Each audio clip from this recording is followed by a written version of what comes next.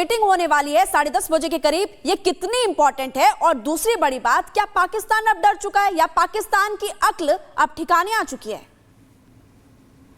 हाँ बिल्कुल, देखो ये सच्चाई है। चकंदाबाग में जो अभी मीटिंग है, इसका महत्व है कि जो इस समय पाकिस्तान सीज फायर की वायलेशन कर रहा है, मगर ये सोची समझी साजिश के तहत करता है पाकिस्तान।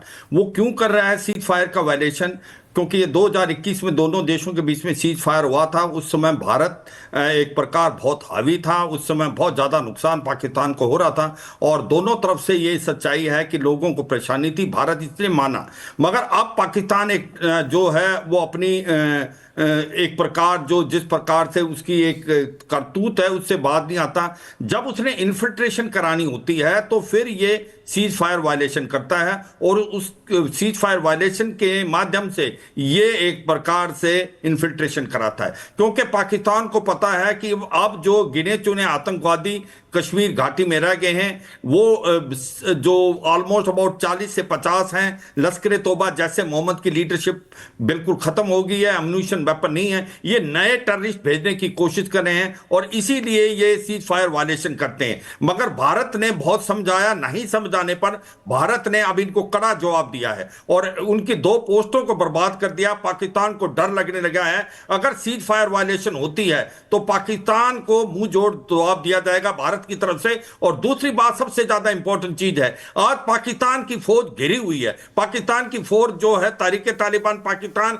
इनकी बहुत ज्यादा एक प्रकार से पिटाई कर रहा है खैबर पख्तूनख्वा में, और उधर बलूचिस्तान लिबरेशन आर्मी बलूचिस्तान में इनकी फौज का सारा जो एक फोकस है वो खैबर पख्तूनख्वा बलूचिस्तान में। जो आज की फ्लैग मीटिंग होने वाली है, आई एम सॉरी आपको रोक रही हूं जनरल सिवाच, लेकिन आज की जो फ्लैग मीटिंग होने वाली है उसके बाद क्या होने वाला है? इसके पहले फ्लैग मीटिंग्स हुई हैं, उसके क्या नतीजे रहे हैं? जिस तरह से सीजफायर का उल्लंघन किया गया है, क्या उसमें कमी आई या वो रुक पाया है इन मीटिंग्स के बाद?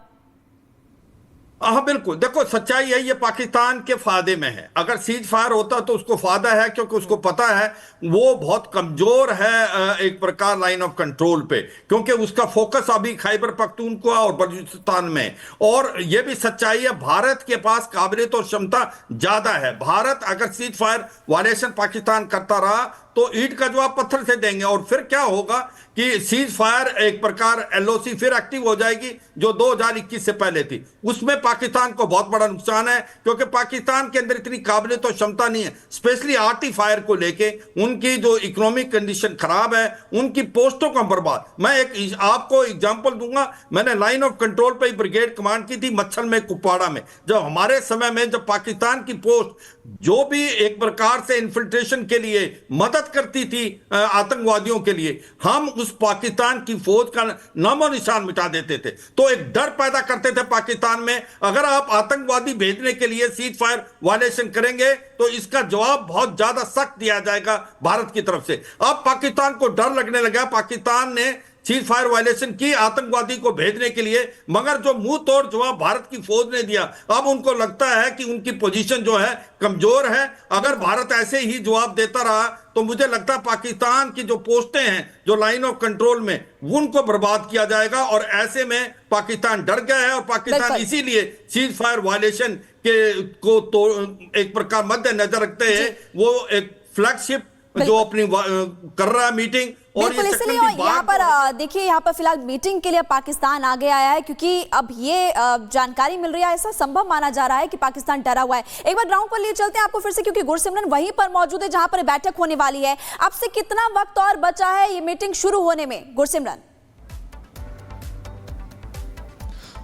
देखिए, इस वक्त जहां पर हम मौजूद हैं, यहां से 10:30 बजे निश्चित समय है जब भारतीय सेना के अधिकारी जो हैं यहां से चले जाएंगे और पाकिस्तान के साथ बैठक शुरू होगी। 10:30, 10:35 का समय रहेगा जब ये बैठक शुरू होगी।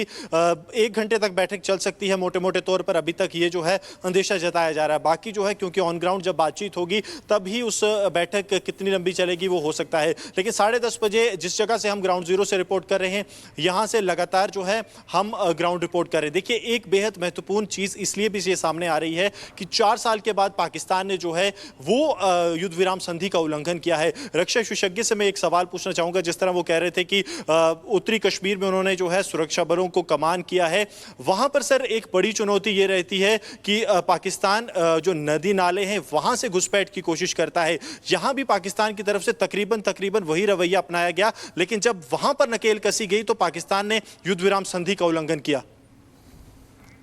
हाँ बिल्कुल, देखो सच्चाई है, पाकिस्तान की मॉडस ऑपरेंडी क्या है। पाकिस्तान को पता है कि जो एक प्रकार जो एक्सट्रीमिस्ट भेजे हुए थे, टेररिस्ट भेजे थे कश्मीर घाटी में, वो घट के अभी 30-40 रह गए, वो ज्यादा भेजना चाहते हैं। और इसको भेजने के लिए, क्योंकि हमारा एलओसी पे जो हमारा काउंटर इन्फिल्ट्रेशन ग्रेड बहुत रोबस्ट है, उसको एक प्रकार कवरिंग फायर देने के लिए सीज फायर वायलेशन करते हैं। ये पोस्टों पे फायर करेंगे और ऐसे में आतंकवादी उसकी मदद से नीचे से वो घुसने की कोशिश करते हैं। मगर इनको ये नहीं पता भारत का जो काउंटर इन्फिल्ट्रेशन ग्रेड इतना पुख्ता है, हमारा सेकंड टियर थर्ड टियर भी है, उनको हम मार गिराएंगे। मगर ये भी सच्चाई है, जब अगर सीज फायर वायलेशन पाकिस्तान करते हैं तो हम इसका जवाब देते हैं। और जवाब में अब पाकिस्तान को लगने लगा है कि उनकी जो स्थिति है लाइन ऑफ कंट्रोल पे कमजोर है। उसकी 2-3 वजह है। एक तो ये भी है कि भारत के पास जो एक प्रकार से आर्टी फायर, एमएमजी, एलएमजी, उसका जो फायर पावर है वो ज्यादा है। दूसरा, पाकिस्तान की फौज का आज फोकस अपने वेस्टर्न बॉर्डर पे है, वो स्पेशली खैबर पख्तूनख्वा में तहरीके तालिबान पाकिस्तान से लड़ रहे हैं। बलूचिस्तान लिबरेशन आर्मी इनको बहुत ज्यादा मार दे रही है बलूचिस्तान में। अगर आप देखें मौलाना फजलुर रहमान वो क्या करते हैं कि जो 7 प्रोविंस हैं बलूचिस्तान के, वो 5 पाकिस्तान के जो सांसद हैं वो ये बात कह रहे हैं कि पाकिस्तान अगर टुकड़ों में बट जाए तो कोई बहुत बड़ी बात नहीं होगी। पाकिस्तान से राजनीतिक विश्लेषक फराज सईद इस वक्त मेरे साथ जुड़ गए हैं। फराज साहब, 4 साल पहले सबक सिखाया था भारत ने पाकिस्तान को कि भाई सीज फायर का उल्लंघन करेंगे तो क्या होगा। अब एक बार फिर वही नौबत आ गई है, आज मीटिंग होने वाली है। क्या ये माने कि जो स्थितियां 4 साल से चल रही थी पिछले दिनों, इस मीटिंग के बाद वो बहाल रहेंगी, पाकिस्तान सुधरेगा?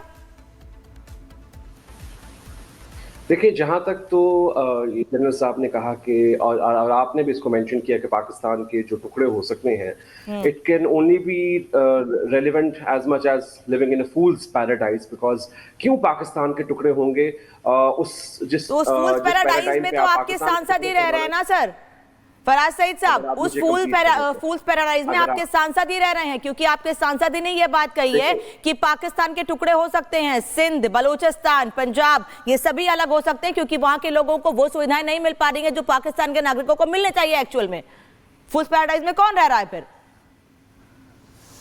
फूल्स पैराडाइज में एक्चुअली कुछ वो लोग रह रहे हैं जो चाहते हैं कि मिस्क्रीन्स आपके मुल्कों में इंतशार फैलाते रहें। क्योंकि अगर इसी पैराडाइम पे अगर मैं कहना चाहूँ कि भारत के टुकड़े हो सकते हैं, क्योंकि मणिपुर में जो हालात बन रहे हैं, जहां डायरेक्ट हमारे यहाँ से कोई कहता ही नहीं है, तो कहते तो आप लोग हैं, नजरें तो आपकी कश्मीर को लेकर खराब है, जबकि जानते हैं पीएम को आप वो सुविधाएं नहीं दे पा रहा जो मिलनी चाहिए।